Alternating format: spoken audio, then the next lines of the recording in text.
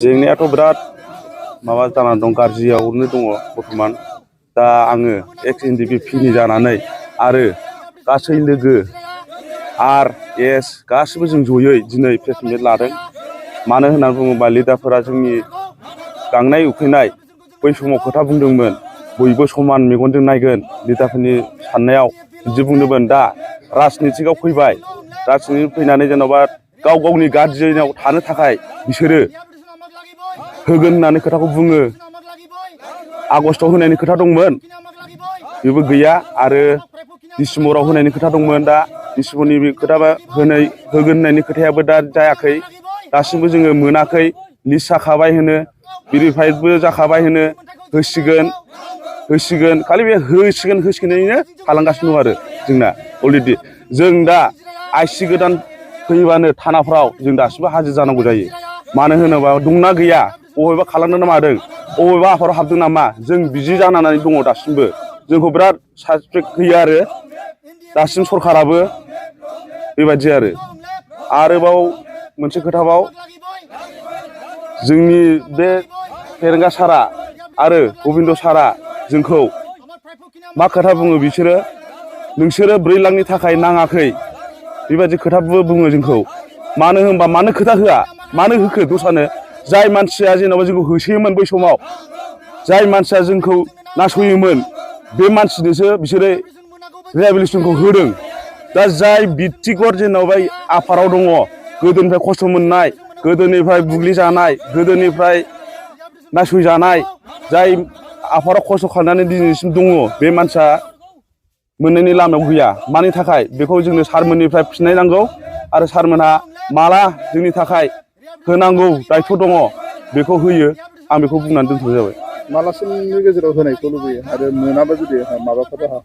जों खोनानाय बायदियाव जेन'बा सारमोनहा गावसोरनि खुगाजोंनो बुंदों डिसेम्बराव होगोन, होआखै दासिमबो जोङो खबरखौ मोनाखै। दा डिसेम्बर फैबाय, नेयैनो आगस्टआव होनायनिबो खोथा दंमोन। 15 आगस्ट खालिनो होनायनिबो बुंदोंमोन बिसोरो, नाथाय गैया, थगायबाय। आरो नेनो थिननाय बे डिसेम्बरावसो जासिगोन, एबार डिसेम्बराव होजोबसिगोननो। बेबो नै दा डिसेम्बराव सफैबाय, दा होनायनि खुगायानो गैया माथो दासिमबो। नोंथांमोना बेसे समसिमनि गेजेराव मोननो लुबैयो? जों बे डिसेम्बरनि गेजेरावनो जोङो मोननो लुबैयो। जेन'बा ओरैनो 15 थारिख बा 20 थारिखसोनि गेजेरावनो जोङो मोननो लुबैयो। दा जोङो माखासे मोनैफोरनि थाखाय जोङो मोनसे खुदिखांदों। दा बेखौनो जोङो ज' जानानै मोनब्रै फेक्सनजों दा जोङो बेखौ मोननांगौखौ सारमोननिसिम खावलायहरग्रोनाय जादों। आरो बेहाय माखासे रियेलिफिकेसन होआब्ला जोङो गोख्रों माखासे सोमावसारनाय बा माबा मोनसे हाबाफारि लानाय जागोन। आरो नङाब्ला बिनि सायाव सारमोनहा नैबे 15 थारिखनि बे डिसेम्बरनि 15 थारिखहालागै सारमोनहा जोंनि सिगाङाव मिडियानि सिगाङाव मा फिननाय हरो बेखौ फिननाय होग्रोनांगोन जोंनो। नङाब्ला जोङो माबा मोनसे राहा, सोमावसारनायनि राहा खालामनाय एबा सेक्रेटारि अफिसाव नङाबा DC अफिसाव जों जिरायथेनाय हाबाफारि लानाय जागोन। नोंथांमोना माबायदि न'खर सालायनायफ्राव माबायदि जेंना जायो दायो आथिखालाव? जोङो दा माखासे हाजिरा मुजिरा मावनानै जोङो सामलायनानै दङ। माखासे सोरबाबा ओंखाम खबसे मोजां मोनजायै, सोरबाबा बेबायदिनो हाजिरा मावनानै बेलसा दैखोनानै गुबुन गुबुन हाबाफारि मावनानै जोङो एक्स NDPआ खस्थ' मावनानै दङ। बेखौ सारमोनहा जोंनि फारसे रावबो मिडियाफ्राबो जोंनि फारसे सोरनावबा NDPनाव गोजोननाय दं ना गैया बेखौ सोंब्लानो सारमोनहा बेखौ मिथिनो हागोन। आरो सारमोननिसिम जोङो जा सोर साबेसेया रियेलिफिकेसन मोनदों बेखौ सारमोनहा सोरबा खबर लाफैदोंना लाफेराखै, जों बेखौ गोख्रों सोंखारिहरनाय जादों। नोंथांमोना सरकारा रिहेबिलिटेसन होगोन होननानै गले गले खोथा होबाय सिगां समाव। बेखौ रिहेबिलिटेसनखौ बार बार बुंबोदोंमोन सारमोननिफ्राय। बेखौ जोङो नेनानै दंमोन। नाथाय सारमोनहा जोंनि नेनायखौबो दासिमबो एसेबो जों नेयै नेनानै जों दा माखासे दा जों नैबे मिडियाखौ बिनि दारैनो होयैनि दारै जों मिडिया लेंहरनानै सारमोनसिम जों खावलायहरदों। दा सारमोनहा फेरेंगा सार आरो गबिन्द सार बिसोर जोंनि फारसे खामानि मावो। बेखौ मोजां गाज्रि जोंनो दासिमबो माला होगोन बेखौ गोबाव टाइमसिम देर लानानै नै दा सफै नैबे नभेम्बराव डिसेम्बराव होगोन होननानै लादोंमोन खोथा आरो बिनिफ्राय जोङो मोननाय जायाखै। बेहायनो जोङो राहा मा जोङो ज' सावरायलायनानै लोगो दिगि जोङो दा सारमोननिसिम जोङो नैबे मा मेसेज मोनो बेखौ जोङो नेनानै थानाय जादों। सोंनाया बेनो जे जोङो NDP हिसाबै जोङो माखासे एक्स ग्रेसिया रिहेबिलिटेसन जों मोनाखै।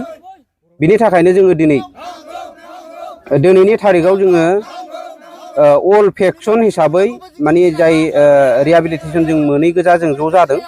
दा बे मोनैखौनो लानानै जोङो सरखारनिसिम जों दाबि खालामदों जे जेसेबांनाखि रिहेबिलिटेसन होबावनांगौ दङ बा एसेबां माने भेरिफाइड जानानै दङ बे भेरिफाइडखौ तदन्त खालामलायनानै जाहाथे जोंनि बे मोननांगौ जानाखि डिमान्ड बे डिमान्डफोरखौ जाहाथे गभर्नमेन्टआ सिदान्थ लालायलायनानै थाब जाहाथे रिहेबिलिटेसनखौ होयो। जों बेनि सायाव गोख्रों दिनैनि दिनाव जोङो बे माबाखौ जोङो गभर्नमेन्टनिसिम माने नारसिन हरनाय जादों आरोखि। भेरिफाइडआथ' अलरेडि जाजोब्बाय। दानिल' भेरिफाइड नङा, जोङो 2017निफ्रायनो जोंनिया भेरिफाइडआ अलरेडि जाबाय थादों, थाना जोंनाव फैबाय थादों। बिनि थाखायनो जोंहा भेरिफाइड जाजाखानाय हिसाबै भेरिफाइडआव दङ हिसाबै जों बे लिस्ट बायदियैनो जाहाथे जोंहा जानाखि मोननांगौ बा गभर्नमेन्टआ होनो इसु लाखानाय हिसाबै जाहाथे जोङो बेखौ मोननो हायो। बिनि थाखाय जों गभर्नमेन्टनिसिम दाबि खालामदों। खोथायाथ' होगासिनो दङ।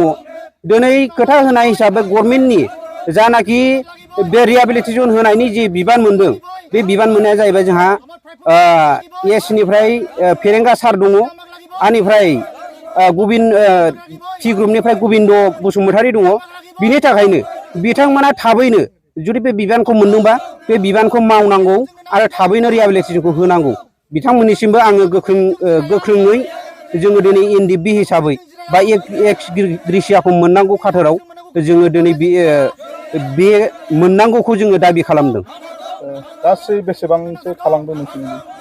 दाथ' भेरिफाइडआथ' बहुद दङ। माने तदन्त जानाय हिसाबै जोङो दा मिथिदों जे 600 बेसेबांबा जनल' जोङो मिथिदों, खिन्थु भेरिफाइडआ बुरजा दंबायो। बेखिनि आरो। रिहेबिलिटेसनखौ मोननो हायाखै, मा बुंगोन सरकारनिसिम?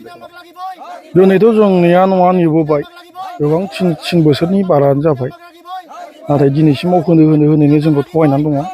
दा सारमोना जोंखौ अननानै जोंनि फेमिलि आरो जोंनि माखासे जोंनि जे जिउ खुंनाय राहा बेफोर जों खस्थ' सोलिनानै दं, बेफोर जोङो जे अनसुंथाइखौ मोननो हायो बेबायदि सारमोननिसिम जों गोख्रैनो मावना होनो थाखाय गुरै खावलायहरनाय जाबाय। जुदि थाबैनो मोना मा राहा लागोन नोंथाङा? सोमावसारनायनि राहाफोर लागोन? जों जुदि डिसेम्बरहालागै जोङो जेबो खबर मोनाबा जोङो गणतान्त्रिक भाबै जोङो माबा मोनसे जोङो हांगार स्ट्रिट नङाबा जों माबा मोनसे राजा लामा जोङो जथेनो थाखाय जों जेब्लायबो रेडियै दङ।